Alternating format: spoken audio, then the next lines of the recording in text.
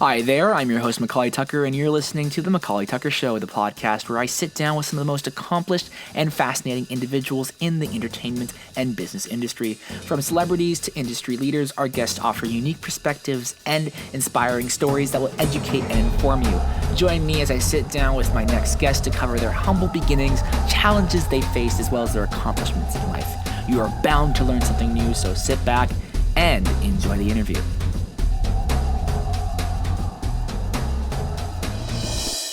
Today on the show, we had actor Mark Christopher Lawrence, known for his roles in Chuck, working alongside actors like Will Smith, and even working with comedians such as Bill Cosby. We talked about his life, being an actor, breaking down a lot of his projects, and just learning more about him, and even he passed on some advice. So, sit back and enjoy the interview. And I just want to kind of start at the beginning. This kind of stood out to me through my research. You grew up with a single mother, and that must have presented, its own unique challenges. But through this situation, you must have gained a lot of really great values and lessons. So just kind of starting at the beginning, can you share with our listeners the values that your mother and your upbringing imparted to you, and how they've played their role into shaping you as a person today? Well, I think the biggest things were, my mother. I had a brother who was about 6 years older, and being a single mother, she needed to make sure that he was equipped to help, with the younger kids, me and my sister. And so, however, every time she taught him to do something, we all learned it. Like when he learned how to do laundry, I learned how to do laundry. So that was when I was 6 years old. I could do my own laundry.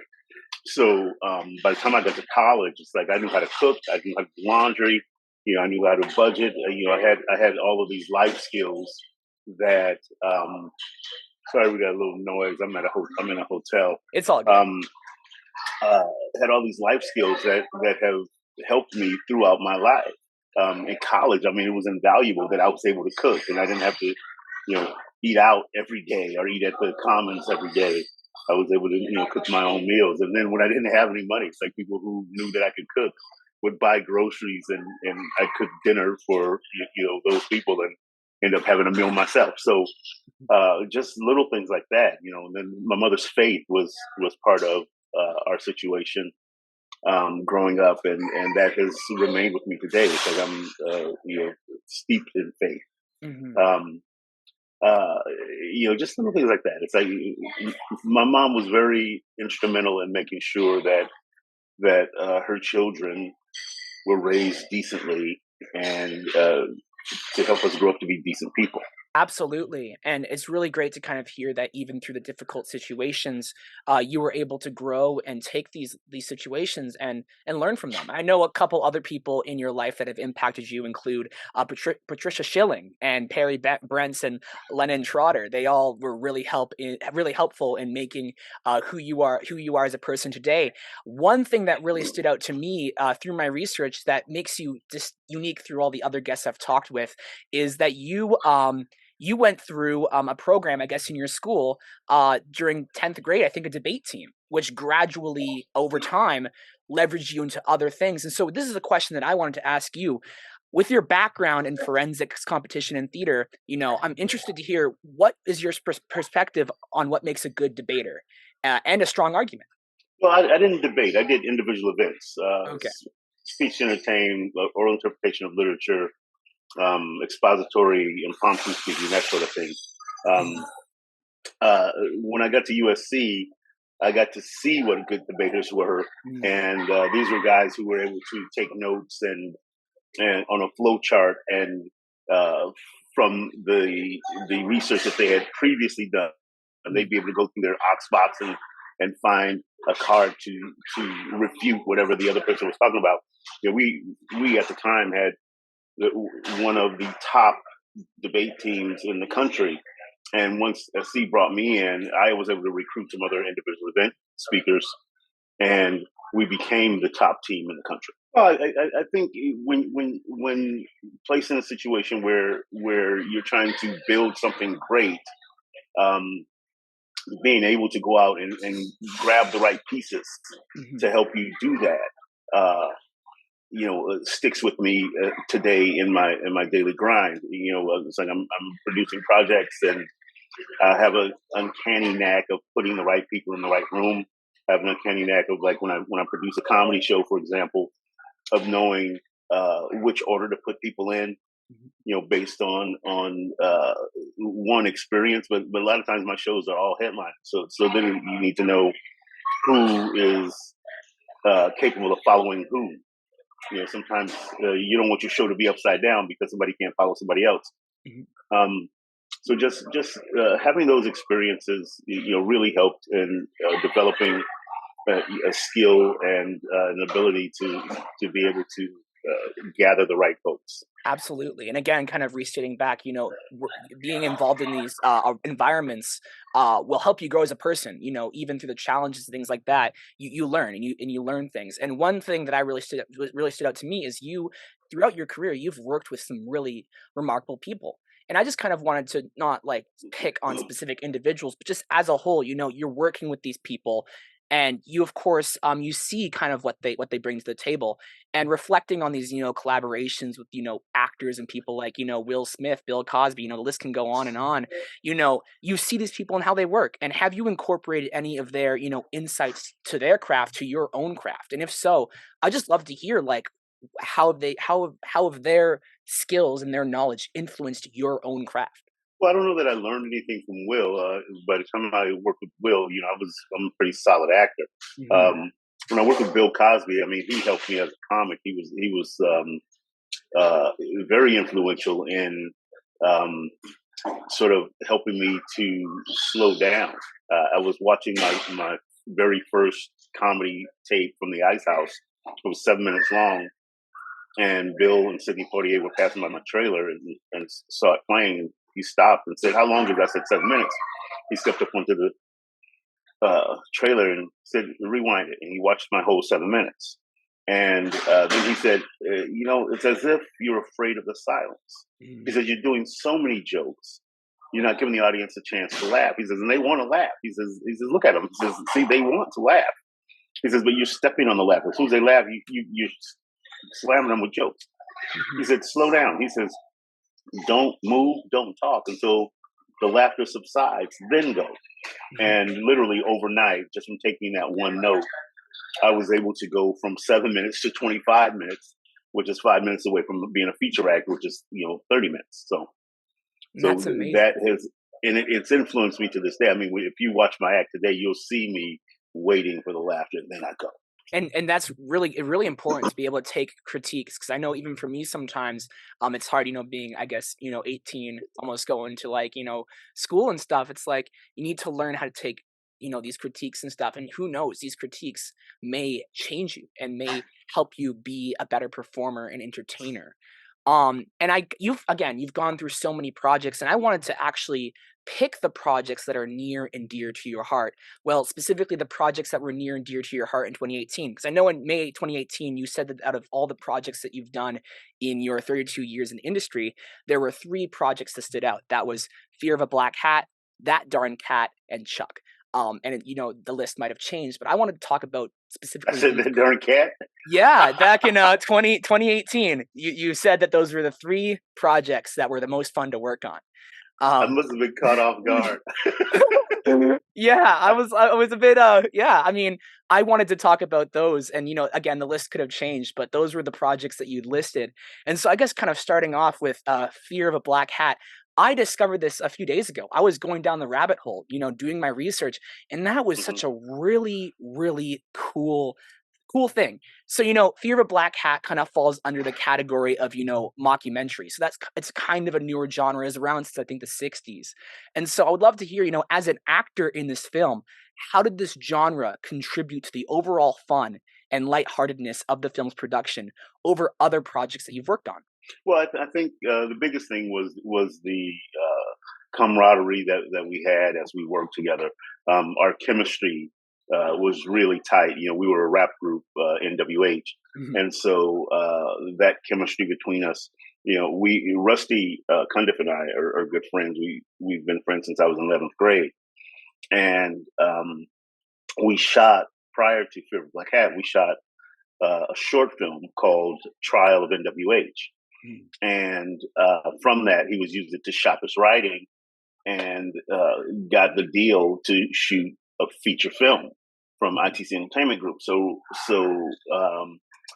Rusty was a big fan of uh, this the Spinal Tap, Mhm. and it's probably that's way before your time, but it was like one of the first mockumentaries that was hugely successful.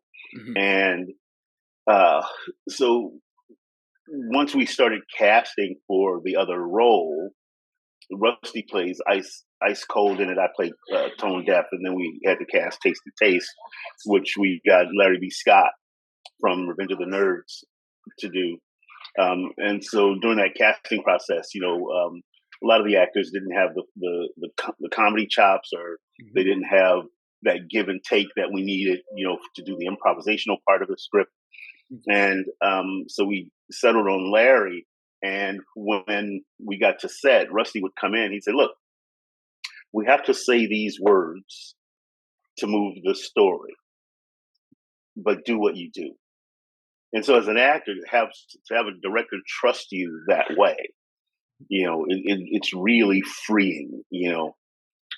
So we would shoot, and a lot of improv, but hitting the beats in the script to make sure we move the story.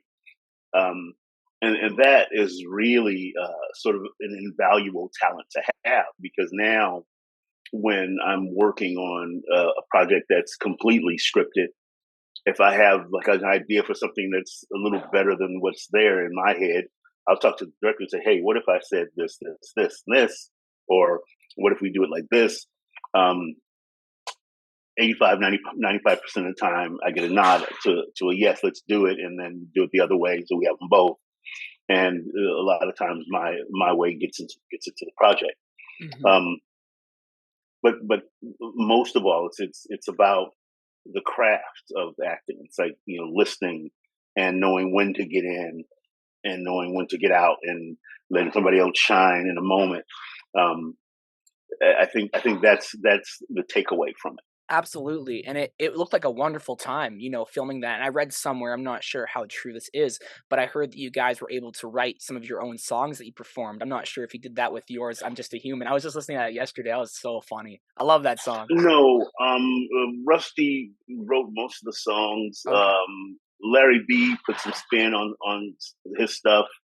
I put a little spin on my stuff, but yeah, Rusty and Larry Robinson was our music uh, supervisor, Okay. and he put together the soundtrack. We did all the songs the weekend before we started shooting, so we have them for playback on the day, and then we went to work. That's awesome, and I've seen some photos, like, from around 2018, maybe even a bit earlier, of you guys kind of together, in costume, I guess, are there any new things coming? Because it looks like it's been a few, like, many, many years since I saw that photo, and I'm wondering, Well, we will shot we we shot a sizzle reel for sort of a streaming kind of thing. What are they doing now? Mhm, And uh, uh, they started shopping it, but nobody bid. I think the major feedback was, well, maybe it's too old. But now you got mhm, all these other old shows coming back. It's like, so maybe it's time to go back out with it, because yeah, it's still a big following. I think of all the things I've done in my career, I'm mostly recognized from that movie and from the television show Chuck. yeah. And the Chuck fans are out there in force. I get questions every day in my inbox from Chuck and Fear of a Black Hat fans. Yeah, and we've actually been recently going through Chuck. I discovered it through Psych. Chuck's awesome. I love Chuck. Been going through that a bit. And it's a great show. It's a really great program. I love just the character development, and it was really cool seeing you in there, because I didn't mention this earlier. I did mention it before recording, but I grew up listening to Adventures in Odyssey. And so as I got older, I Hmm. began to look up people involved in Adventures in Odyssey, and it's just kind of cool to see, oh, there's so many other things and projects that you've been involved in. There's so many stories and things that you could share and stuff. But with Chuck, I was trying to figure out a really good question to ask, because as you mentioned, you get asked a lot of a lot of questions. But I wanted to ask this, you know, working on Chuck. you talked about all these, different things that go on, between a single shooting on a single camera comedy compared to it like a sitcom. But during your journey on the TV show, there must have been a moment or a particular scene that presented a significant challenge, pushing you to grow both personally and professionally. I just wanted to ask you, can you share with us that specific moment and how it impacted you? Additionally, how did you overcome that challenge it possessed, and what valuable lessons did you take away from that experience? Eh, this is not brain surgery. Mhm. I mean, it's like we're not saving lives with Yeah. TV. Um, so I don't know that there were any challenges that did all of that Yeah. that you're asking. The biggest challenges is can you get all these lines in your head on short notice and then be ready for the next scene. Yeah. Um, I think for me, the fun of the show was the cast. I mean, there were Mhm. so many people. We had a huge cast. There's 10 people in the cast as series regulars, and just to be able to play with these people and have fun. Um, this work is very fun to do. Mhm. I mean, it's challenging in that it's grueling sometimes. The hours are long, Mhm. and people don't see that part of it, and people don't see that once you're done with work, you go home and memorize for the next day. But when you're in there doing the actual work and you're working with these talented actors, it's a lot of fun to do, Mhm. and it gives you an opportunity as an actor to grow in that. If you're really working your craft, you're paying attention with what other actors are doing in the scene and listening. One of the things when I teach acting is I tell people you have to listen to the other actor so that your response is not just a canned response the way you memorized it, Mhm. but you respond to the way the actor gives you the line. Mhm. Um, and so because of that, it's like when you work with really talented people, it really that is what helps you grow. Mhm. As an actor, it's like you're tuned in and you're in the moment. And then just growing friendships and relationships is the other component of it that you take Absolutely. away and you leave. Some people, you end up being friends for life. Some people, you see them the next time you work. But Mhm. that's the fun of it, the joy of it. Absolutely. And you just mentioned there listening, and that could even be applied to what I'm doing, and that's something that I've been trying to grow since I was 15, running the show. Just listening to the responses. Not going straight to the next question, but responding and I listening. noticed that you took a turn on the question when I mentioned Chuck. You took a turn because you were going down one road, and then so I know Yeah. you are a good listener. Yeah, and I was actually gonna go talk about that darn cat, but I knew that you were talking about Chuck there, so I would go to that. But no, exactly what you were saying. And again, you mentioned teaching. I saw that through my research. I recently had a guest. He was in The Hobbit as one of the dwarves, and he has recently Mhm. started doing teaching as well. Just passing on knowledge is so valuable, and I think it's really important. I really hope that you continue doing that as well alongside doing your comedy sketches. I've been looking at a lot of that, watching all these. They're super cool. Kind of one last thing. You were laughing when I mentioned this, but that darn cat. You mentioned, I guess, 2018. How that was a fun experience. You were working alongside John Ratzenberger, a great actor. I know Yeah, him. From all the Pixar stuff, great guy. right. So, that project, it's a kid's film, it's a fun project, but what about this project made it so fun for you, to put it, I guess, Well, in 2018? just working with Ratzenberger was fun. It's like all of my stuff in the movie was with John, Hmm. and we actually met on the plane going over. It's like I was sitting on the aisle seat, he was sitting in the aisle seat right across from me, and he looks at me and he asked me where I was going. I said Georgia, and he goes, oh, he says, are you playing Rollo? I said, yeah. He goes, oh, I'm playing Dusty, and we became friends, and to this day are friends. It's like I haven't seen him in a while because he moved out of state, but I still count him as a truly great friend. We had 6 days off and took a little road trip. He was looking for a food table, and so we went down to Charleston and worked our way all the way up to Wilmington, North Carolina, and in search of this pool table. And so being on a road trip with John Ratzenberger is a hoot. He's really a good guy, and I think that was the fun of the film. Hmm. Um, The film itself, I think, needs work. It's like the original is much better, you know. But that particular film is like I saw a screening of it because I wasn't able to attend the premiere. I was working, and so saw a screening, and there was some execs there, and I think about 4 or 5 kids, and the only time the kids laughed was when John and I were on screen. So that tells you that the film has got some problems. Well, I mean, you did a really great. I mean, I was watching your specifically your parts, and it was just super cool. And I've seen you in so many other things. And it's really funny because I'm watching shows, and I'm like, there he is. There's the guy. I grew up listening to him on Adventures in Odyssey. There he is. It's super fun. I remember Mhm. watching Garfield. I'm like, oh, there he is. There he is. Malcolm in the Middle. So many projects, and again, you learn so many lessons. We could talk all about those. But I want to move on to kind of what you're doing presently. You're doing a lot of comedy work, and I've been able to listen and hear about how you like making these comedy sketches, personal about your life. I heard something about, I guess, the drunk guy threw something at you at something in Portland. I think I heard about that. That sounded pretty scary. But again, through all this, you're having a blast. So this is a very interesting question. This is a very deep one. You know, if you were to have one final comedy act before retiring for the long run, what would you want it to be about and why?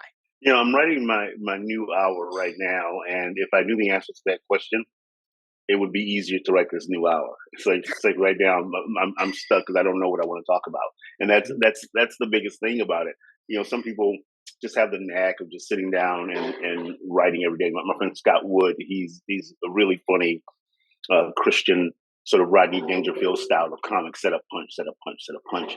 I'm Mhm. more of a storyteller, but Scott sits down every day and writes for an hour or two, and the way his act is, it's easy for him to just come up with these formulas for these set up punch type of jokes. Mhm. Me, I like to write about what's going on in my life, and so then I have to take real stories, and how do I make these real stories one universal so that people can identify with, and two, how do I make them funny? Because some of the stories that I choose are not funny stories. They're stories about tragedy. I write a timeline of my life. Mhm. I'll go date I was born, draw a line all the way across the page to today's date, hash marks up top. I give myself 4 or 5 minutes to write everything that I can think of that affected me positively. Mhm. And if I can think of the date, I put that on there, and then I give myself another 4 or 5 minutes to do the same thing below the line, everything that affected me negatively. And then I take those stories and figure out, okay, which one do I want to talk about? I pick a story and I tell the story to myself, and then I go, okay, there's some humor in there, so let's keep mining it and see where it goes. Mhm. Um, so when you work that way, when you work, intimately in your own life, you know, s clearly some things on that timeline are gonna be too close to start talking about, especially like some of the negative stuff, and then some things just lend themselves to funny. Like, in my act, I don't know if you see, there's a bit that I do about curves, and it started as a bit about me falling in the shower. I fell in the shower and broke my Yes. back, and so that bit, started as me slipping in the shower, the cats coming in, and one of them sitting on my chest. That's how that bit started. And then I talked to a friend of mine, Eric, who passed away during the pandemic. Mhm. He is a great writer. He wrote, I think, 9 bestsellers. But Mhm. he said to me, he says, well, this is the way I work. He says, as I'm writing, I keep asking myself, then what happened? Then what happened? Mhm. He says, so with this bit, you already have the ending. So what you got to do is you got to reverse engineer it. Mhm. What happened before this piece, and then before you got in the shower, what happened? What were you doing? And so when he said that to me, it just really, I was like, okay. I thought about it for a couple of days, and one day I'm driving down the street and I see to the right, I see this building that said Curves, Mhm. and it was a women's workout gym. And I said, well, what if I put me in that building, and then that's where I was working out, and that's how I ended up at home showering and falling, and so I started with the workout Mhm. in the curves, and so that's how that whole bit started, and so that's one of the techniques I use to write. Mhm. And then from there, once you have the base of the story, then you go and you start putting triplets on it, is what I call it. It's like when you hit a joke, then you find a way to get two more jokes out of one joke. So it's a Mhm. triplet. And then Yeah. from there, then I put other writing techniques on it to make it fun. Yeah, and it's kinda like a hamburger, I guess kind of how I was envisioning it is you can't there's so many other layers to it that you can make really Yeah. good. Like the middle part, you got that, and that's, like, really helpful for even me. I'm kind of trying to write a book right now, sort of, kind of, and, just trying to, like, think about what happened before and what's gonna happen after. Just thinking about everything is super valuable, and just taking Hmm. advantage of every single point, as exactly what you said, is so, so important. But yeah, just looking back, so many amazing things, and you've definitely got a lot coming up for the future. So I just kind of want to ask, is there anything new that we can expect from from your work, whether it be on stage or on camera? Well, we have what's it called? Fragment Oblivion that started playing this year on PureFlix. Okay,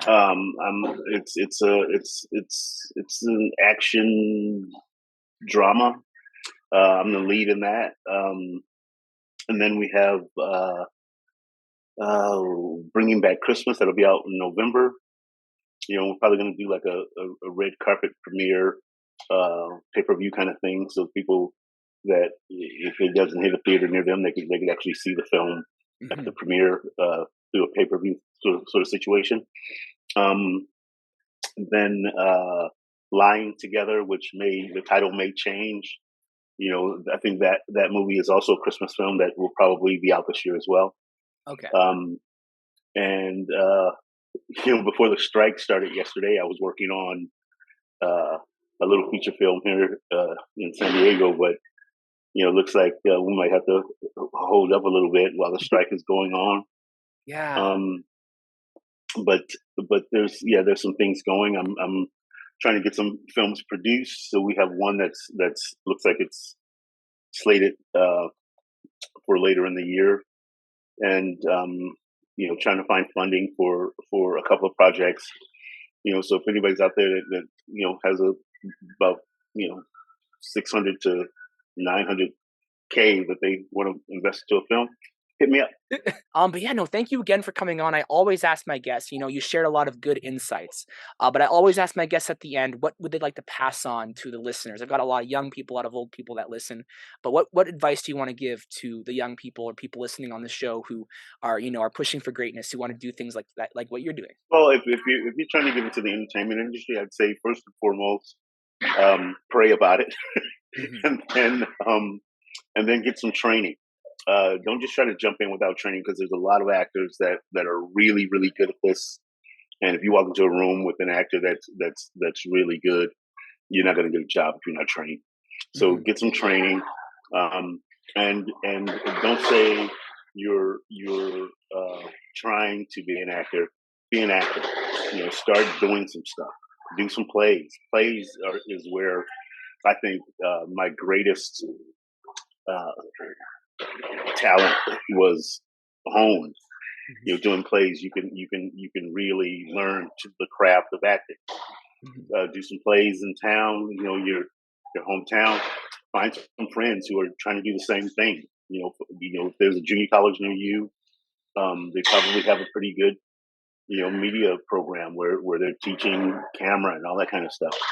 Find some of those people who are trying to be directors and writers and filmmakers, and let them know that you're available to do some work. Even behind the scenes, so you can learn this business and get out there and do it. Hmm. Don't say you want to do it. Do it. And I'm gonna tell you right now, it's not easy. It's a very. I've been doing it for 38 years now, Wow. and if it was easy, everybody would do it. So it's easier now in terms of there's more outlets for your work, and because people have these, you can actually make a film on a phone these days. Hmm. So start doing. Don't just wish it. Speak it Hmm. into fruition. Um, Manifest things. Write your goals on your bathroom mirror so that I got little sticky notes on my mirror saying, "Hey, I want this." So Hmm. it keeps it in the forefront of my mind. I'm going after this. So my biggest takeaway would be just do it. do it. Don't say you want to do it. Do it.